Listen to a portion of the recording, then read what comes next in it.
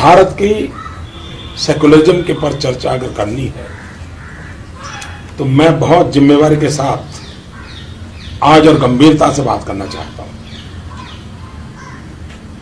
भारत का सेकुलरिज्म इसलिए नहीं है कि संविधान के अंदर वो शब्द जोड़ दिया गया है। भारत हजारों साल से सर्वपंथ समभाव इस तत्वज्ञान से जुड़ा हुआ है। भारत ही दुनिया में एक देश है जिसकी फिलॉसफी कहती है एकम सत्य विप्राहा बहुधा वदंती। सत्य एक है, जानकार लोग उसको अलग अलग रूप में प्रस्तुत करते हैं। भारत ही एक देश है जो कहता है सर्वे अपि सुखिनः सन्तु सर्वे सन्तु निरामया सर्वे भद्राणि पश्यन्तु मां कश्चित् दुर्भाग् भवेत्। भारत कभी ये नहीं कहता हिंदू सुखेन सुखी है, ऐसा नहीं कहता है। भारत सबके लिए सोचने वाला देश है और भारत का हजारों साल का इतिहास देखिए।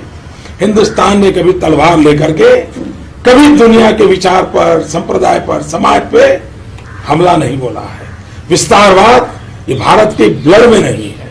उस भारत को बिन सांप्रदायिक सिखाने की कोशिश है न हमें करनी चाहिए न किसी और ने करनी चाहिए।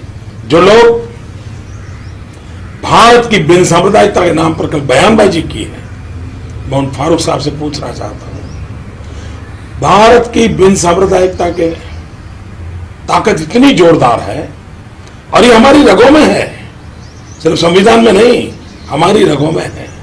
हम सर्व समावेशक हैं। ये देश ऐसा है जो प्रकृति की भी पूजा करता है, पेड़ की भी पूजा करता है, पानी की भी पूजा करता है। यहां कोई पराया हो ही नहीं सकता। पूरे ब्रह्मांड को अपना मानता है, पूरे विश्व को परिवार मानता है। ये समाज है और उस समाज में अगर इस प्रकार की भाषा बोली जाए, कभी कभार कोई घटना घटे या किसी का बयान आ जाए, क्या हिंदुस्तान का सेकुलरिज्म इतना रद्दी है क्या कि कोई एक बयान दे तो खराब हो जाएगा?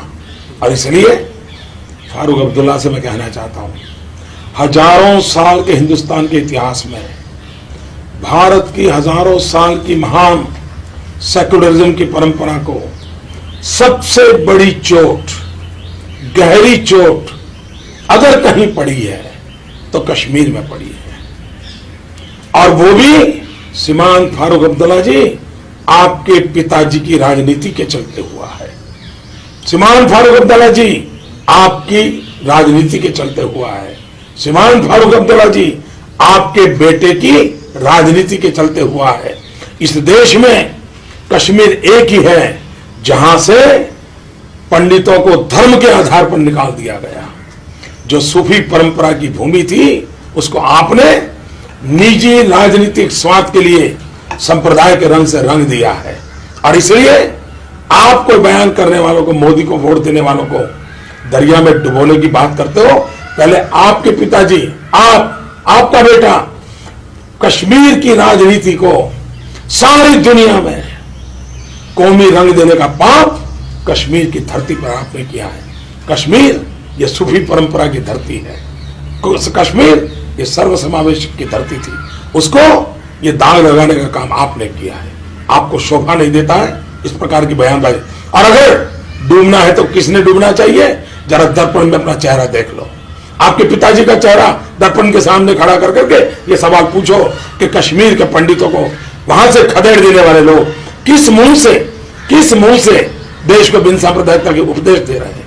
उनके मुंह में शोभा नहीं देता है। हम चुप हैं, इसका मतलब ये नहीं है कि जो चाहे वो भारत की हजारों साल की महान सांस्कृतिक विरासत को आए दिन चोट पहुंचाते रहे। ये शोभा नहीं देता है हमको।